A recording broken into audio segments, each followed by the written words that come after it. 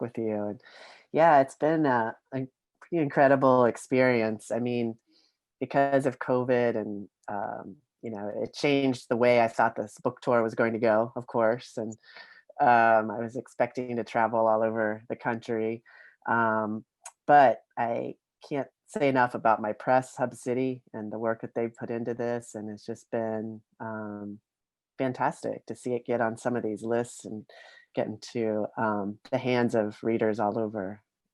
Yeah, I'm thrilled. Well, I was so captivated by the novel. It's so powerful, and your protagonist, Brian, is just what a incredible voice. Can you give us a quick synopsis of the story? Sure, yeah. So the novel takes place in 1986, and Brian is the protagonist, and he's been living in New York City. He left small town Appalachia, Ohio, when he was 18.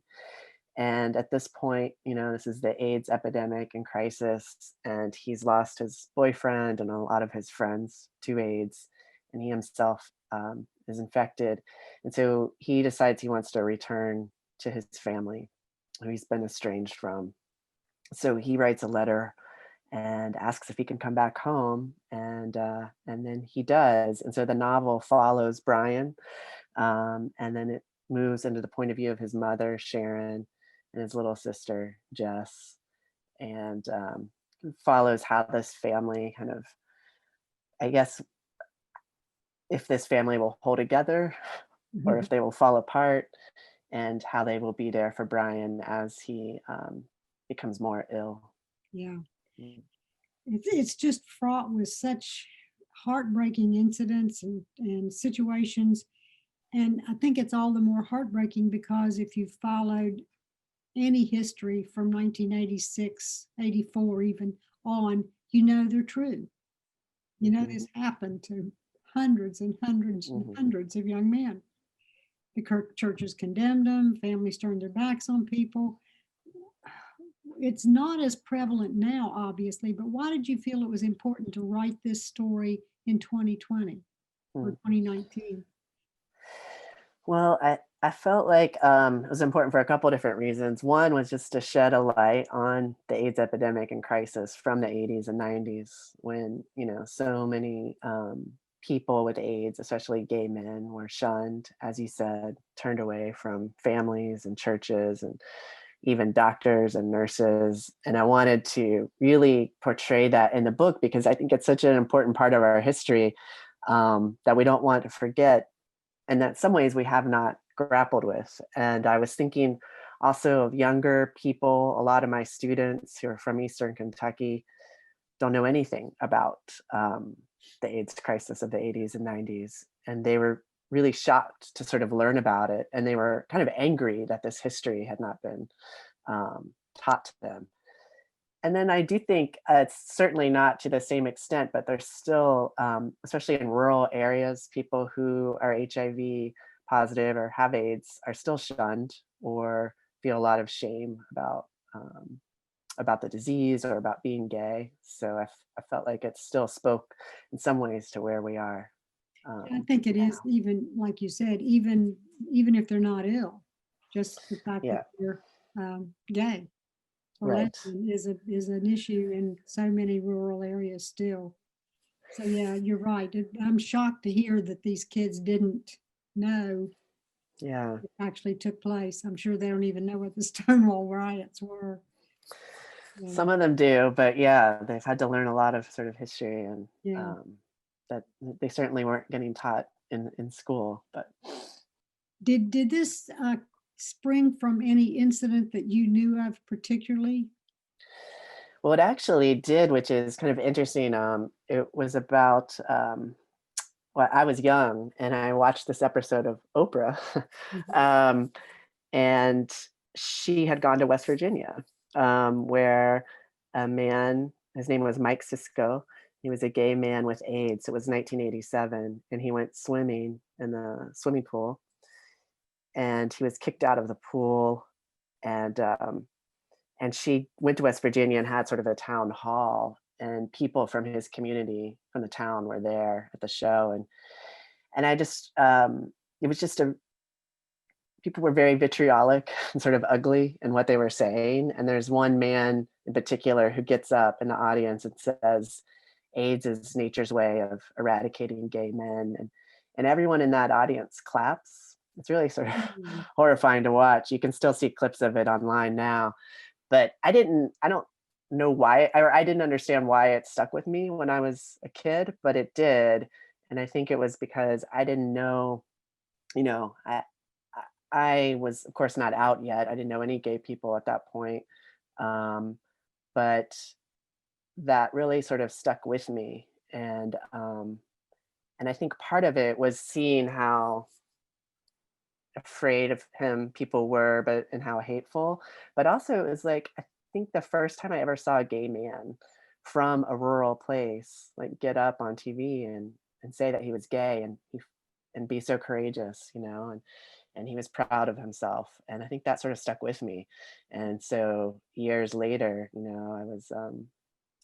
I was starting to write about this man who would return home to his family, and that story came back to me. So that was, I think, the impetus Mhm. for it. Yeah. And you've really used that sort of as the point where the family's attitudes change.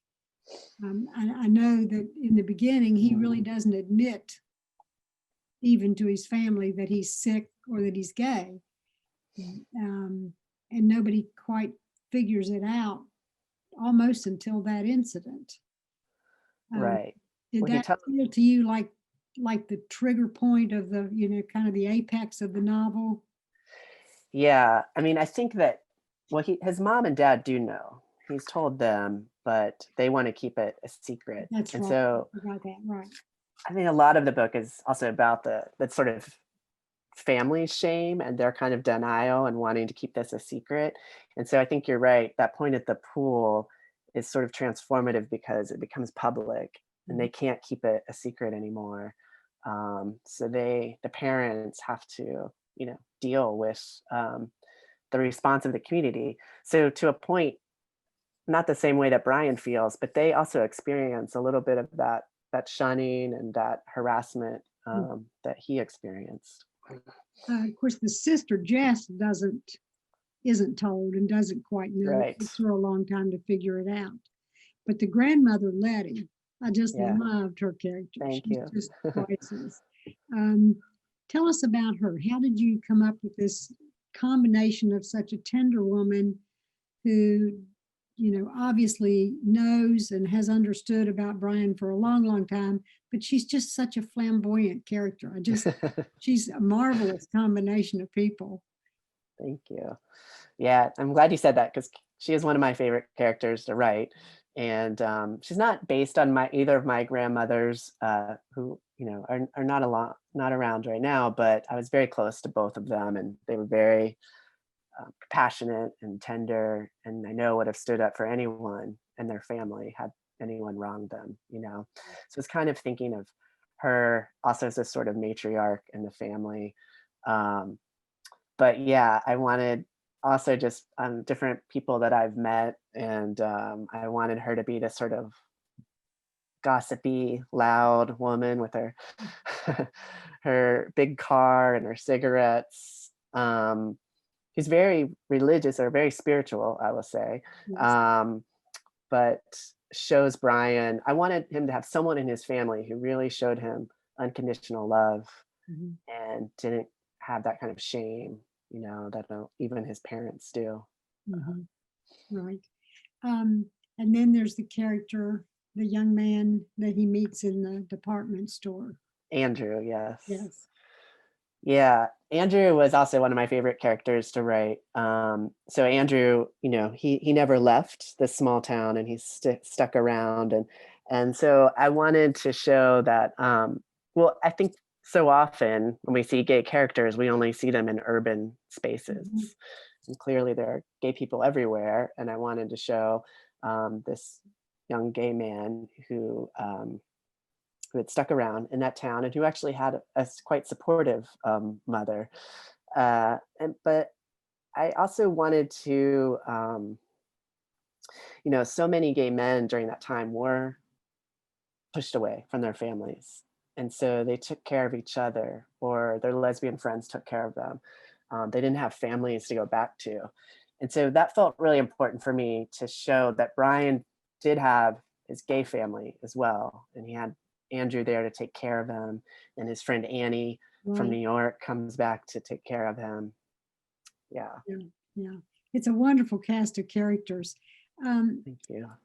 in 2011, I wrote a book whose the protagonist was a very homophobic Southern Baptist girl who marries a closeted gay man. Mm. And I felt like I would have a lot of trouble getting that book published. So I self-published it, but now that doesn't seem to be an issue. Tell us a little bit about your publishing experience with this book. Yeah. Yeah, I had a little bit of, I did have some hard time sort of finding a publisher for this book. The big publishers in New York weren't as interested. And so Wiley Cash, Yeah. writer from North Carolina, told me about Hub City. I wasn't as familiar with their work. And this was, a few years ago. And so I connected with them, and it's just been such a great fit. And I think they were really excited to take on this novel that spoke to Appalachia in the South, but was also had a cast of queer characters, and they weren't afraid of that. So, I mean, I do think we're seeing a lot of change in publishing, and it's becoming more diverse, in the books that are being published. So you're right. You might have been too ahead of your time with that book, but Yeah, a little too before the times, right? How did you choose the title, The Prettiest Star? it actually comes from a David Bowie song. It's one of Yeah. his songs, one of his, not as well known as some of his others, but and he plays such a part in the book because he's Brian's sort of hero, Yes. and Brian listened to his music growing up. So, I thought because he was so flamboyant and pushed, really pushed against gender roles um, and and sexuality, kind of open-minded about that. So it just sort of makes sense that that was the music that Brian listened to. And that's Hmm. how I found that title. Hmm. Yeah, it's a great title. Thank Um, you.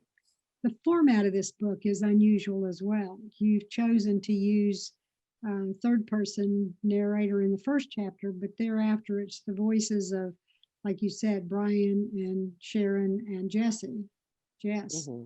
um, but not the father. I thought that was interesting that you saved him actually to the last. And that really fits with the fact that he is the last person to accept what's happening to his son.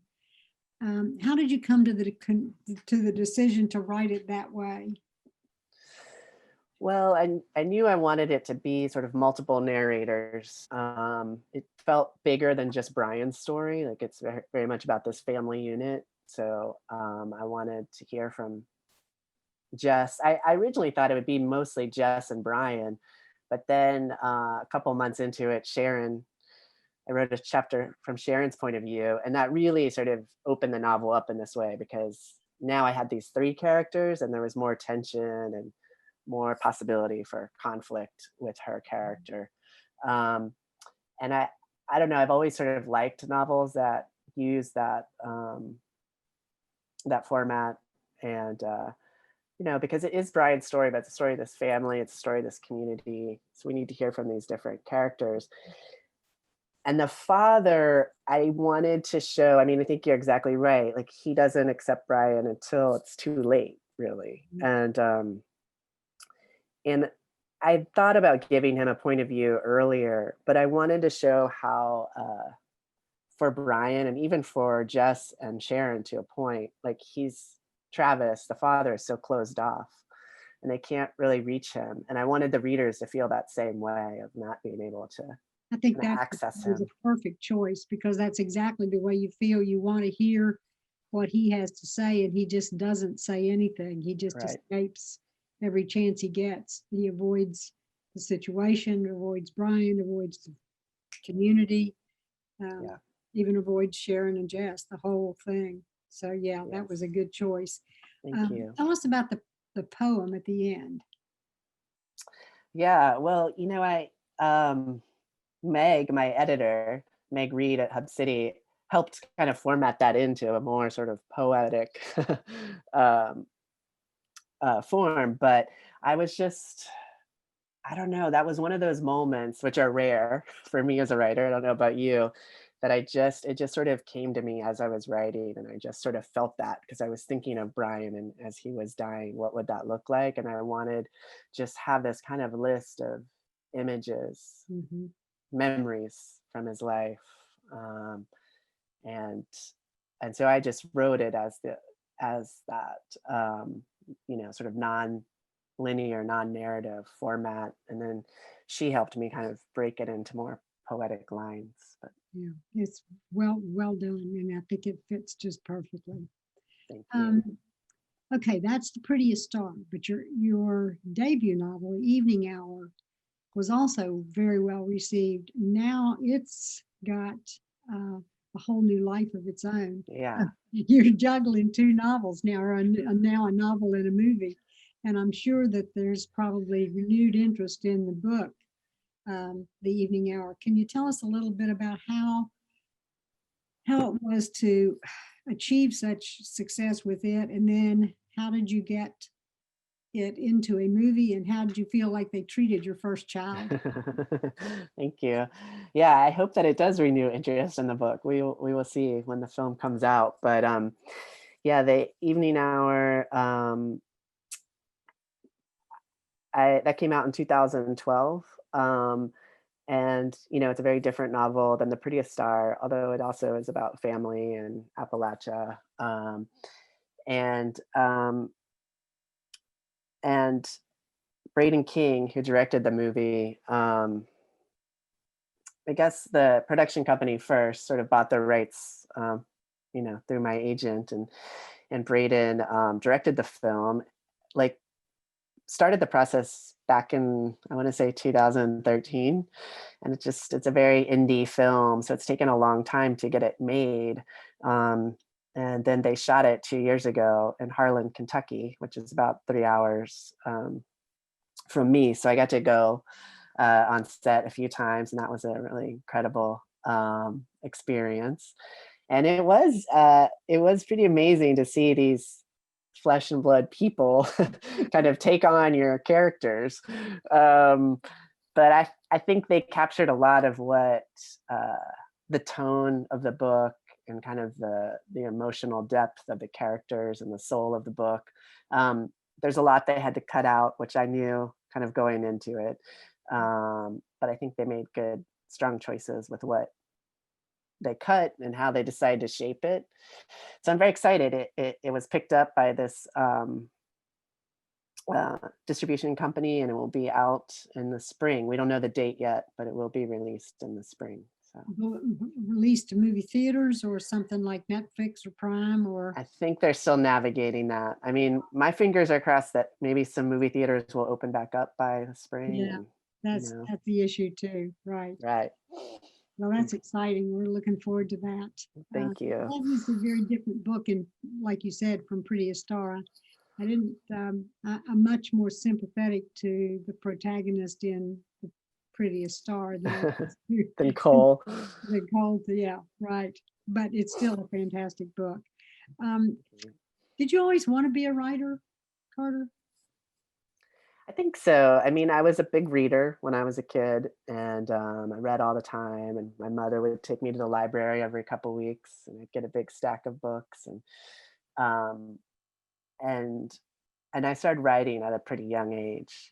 Just writing little stories. I didn't know how one actually kind of could become a writer, but I always loved to write. That was always what I turned to. I was a very shy kid, so writing was kind of my way to communicate and also escape. Yeah, and I just kept writing all through high school, college, and then eventually, went to a writing program. And um, it's been a long journey, but Right. yeah. Yeah. It's really the only thing I can do. I don't have any other Yeah, skills or talents. obviously. Um, Do you teach creative writing at EKU? Or I do you do. teach I in- do. At EKU, we have a low residency MFA program, so people can take it from all over the country. So I teach in that, and then I teach undergraduate classes. I teach creative writing classes, and I also teach some classes in like women and gender studies as well. Mhm, I understand. Um, do you have a specific writing routine, or do you try and squeeze it in among all your duties as a teacher? Well, the semester is pretty, it can be pretty busy. So I try to work in the mornings and on the days where I'm not teaching. But definitely the summers, the winter breaks is where I get the most time. So right now I'm trying to um, work on a new novel, still in the early process. I prefer to work in the mornings, like right when I wake up for a few hours. And yeah, I just try to get right to it. Sometimes I'll read a little bit before I get started, but Mhm. yeah, my brain's the freshest in the morning, I would Yeah, say. that was going to be my question. Um, what you're working on now? Will it be another gay character? Yeah, it's going to be a gay transgender man. Ah, Um, so again, still in the early stages, but yeah, it's and it's going to be set contemporary now. But that's good. Good for yeah. you. Mhm. Um, who are your? Do you have writers kind of that you're always drawn to in terms of their writing? You mentioned Wiley Cash, and I admire his work tremendously as well. Yeah, there's so many great writers of the South and in Appalachia. Wiley, Silas House, Robert Geip are all friends of mine, all Gotcha. work I Have you whose seen work I loved. Have you seen Robert's new book? Yes, I'm Have very you? excited about it. Yeah, Yeah, I'm yeah. dying to get him on here again. Yeah, he's great. Um, a lot of Southern writers like Carson McCullers is kind of a go-to for me. Um, Eudora Welty, I think, is like this overlooked writer who I keep going back to. Um, Toni Morrison, Mhm. you know, someone that's has been a big influence on me, as and James Baldwin too. Do you consider yourself an Appalachian writer or a Southern writer? I mean, I'm from Ohio, and I feel more comfortable in the Appalachian, you know, uh, label under that label. I live in Kentucky now, but I've only been here. Well, I guess I've been here about 5 years, but still, I don't think anyone here would allow me to be called a Southerner. You have to. Yes, and yet many of those writers that you just spoke about are Southern writers. Yeah, yeah. And I've always loved Southern writers. I think for so many of them do have such a strong sense of place, which is important to me in Well, my work. I think that's very similar. You talked about Silas and Wiley, and another one I would think of is Ron Rash. He is so Yes, good at sense of absolutely. place, and I think for all of us who write in a particular setting, like either the South or Appalachia, that's important is to Yeah. draw attention to the region in which we live and love and what we know. I think that Hmm. um, that is pretty much the only thing we can do. We tend to write what we know, as they say, and Hmm. I think you've done just exactly that. One other thing about the Prettiest Star that I wanted to ask you about is the way you used Brian recording the story with his camera. How did that come to you? That took a while to get there, but I'd started with him sort of writing in a journal, and then it just sort of made sense that he would use a video camera because in the 80s, that was becoming popular, and he'd been living in the East Village in New York, where there are a lot of artists, and, video art was becoming popular, and it was a way for me to separate his voice from the others and really frame his voice. And I think it gave it a real, I hope, kind of immediacy, like he's talking directly to you. the reader and give it that kind of intimacy. Yeah, because he's really narrating as in a sense as he goes along with the video. Right. He's Right. recording. I think it was well done, and I think it did give that sense of immediacy. You feel like you Good. are right there watching what he's put up on the screen, so to speak. Right. Yeah. Thank you. So tell us how to get your books. You can get my books at any bookstore, but if you directly order them from Hub City, that's always good for the press and the Hub City bookstore, which is Spartanburg, South Carolina. Bookshop is a great resource that you can order online, but the money goes back to independent bookstores. Um, but yeah, I appreciate anyone to order it. A good Christmas gift, maybe. And Absolutely. Right. Exactly. Um, we just really appreciate you being with us today, Carter. It's been delightful to talk about that book. It really it was so powerful. I just cannot get that character and that story out of my mind. thank And I you. appreciate the way you portrayed it. It's a beautiful story as well as a heart-wrenching one. So thank you. I hope it becomes a movie as well. So do I. Yeah. But thank you so much. It was great talking with you, and I'm looking forward to, Yeah. We hope to return to live interviews sometime in the near yeah, future. And in the meantime, stay tuned for Zoom interviews with more and more writers as we go through the beginning of the year. And maybe in the spring, we'll be back live. Thanks again for coming. My name is Carter Seaton, and this is Armstrong Cable Television, and we make sure you watch it to see the news and views that impact you. Thank you. Connect with Chapters through email. Write to lp4@zoominternet.net. Chapters has a Facebook page at Armstrong Chapters. Like, subscribe, share, and comment. All Chapters episodes are available on YouTube. Visit the Armstrong Neighborhood channel on YouTube and look for a playlist of all the Chapters programs.